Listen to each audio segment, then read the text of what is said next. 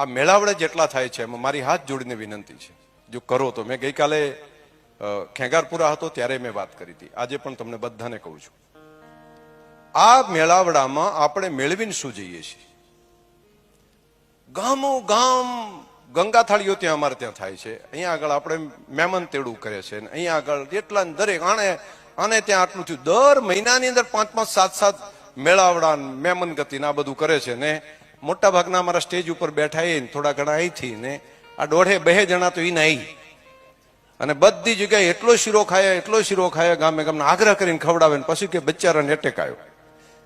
અને જે સારા સારા આગેવાનો હોય મોટા ભાગના પછી એટેકમાં જતા રહે. એટલો શીરો ને બાકી તેલ વાળું શાક ને હવે જે આવતો જતો હોય અને આ પૂરું કરીએ છીએ. હવે આપણે સજાગ છીએ આ બાબતમાં.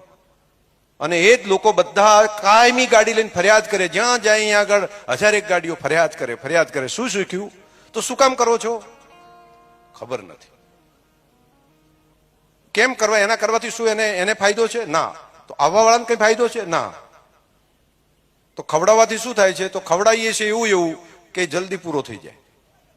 મોટા ભાગે ખવડાવવાની અંદર તેલ એવું, બાકી જંતુનાશક દવા વાળું શાકભાજી, બાકી ઘી જ્યાંથી મળ્યું ત્યાંથી આ બધું ભેગું કરીને ખવડાવો અને એના કારણે જલ્દી પૂરા કરો.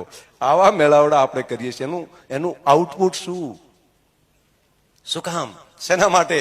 કોઈ જગ્યાએ કોઈ સભ્ય સમાજમાં આ વ્યવસ્થા નથી, આવું નથી કરતા. તો આપણને એમાંથી શું મળે છે? એના કારણે શું કોઈ ફાયદો થાય છે?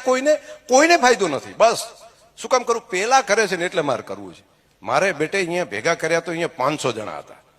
મારે ત્યાં તો કરું ને હાથે કરું.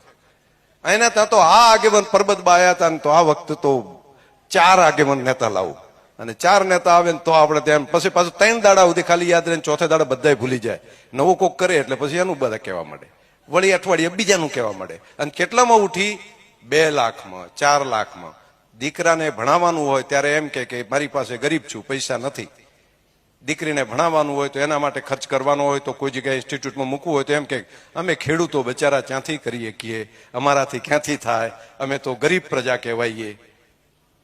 દીકરીને ભણાવવા માટે ઇન્સ્ટિટ્યૂટની અંદર ખર્ચો કરવા માટે હોય તો આપણે ગરીબ પ્રજા. અને આ મેળાવડા કરીને 2-4 લાખ રૂપિયાનું કશું કંઈ નહીં કરવાનું. હારો મંડપ બાંધવાનો એટલે 50-60 હજાર એમાં જાય. મંડપ વાળો માઇક વાળો લઈ જાય, બીજી બધી વ્યવસ્થાઓ કરવાની, એમ કરીને બાકી જે જમવાનું થઈ જાય. એમ કરીને 2-2.5 લાખ 3 લાખ. અને જો એમાં જો કહુંબા વાળા આવી ગયા અને 8-10 જણા જો હરખા કરીને બળ ઝકડીને આવી ગયા તો 1-1.25 લાખ બીજો. શું કર્યું? ખાધું પીધું લહેર કરી. અરે યાર, આ કેમ સજાગ નથી? કેમ ખબર પડતી નથી? શું કામ કરો છો? પેલા કરે છે એટલા માટે કરવું છું. બધા ગાડીયા પ્રવાહની જેમ મથ્યા કરવાનું. કોઈક તો સજાગ થાવ, કોઈક તો જાગૃત થાવ. કોઈ નથી કરતું. હા, આટલો ખર્ચો જો તમારો, આ જ ખર્ચો જો તમે તજજ્ઞોને